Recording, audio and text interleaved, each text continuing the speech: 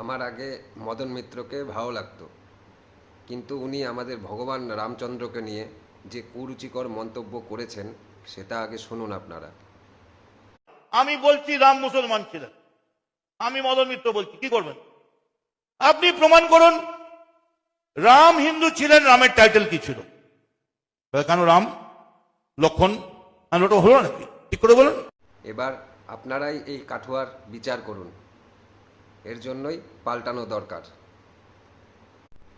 আমার আগে মদন মিত্রকে ভালো লাগতো, কিন্তু উনি আমাদের ভগবান রামচন্দ্রকে নিয়ে যে কুরুচিকর মন্তব্য করেছেন সেটা আগে শুনুন আপনারা। আমি বলছি রাম মুসলমান ছিলেন, আমি মদন মিত্র বলছি, কি করবেন? আপনি প্রমাণ করুন রাম হিন্দু ছিলেন, রামের টাইটেল কি ছিল? কেন রাম লক্ষণ ওটা হলো নাকি? ঠিক করে বলুন। এবার আপনারাই এই কাঠুয়ার বিচার করুন, এর জন্যই পাল্টানো দরকার।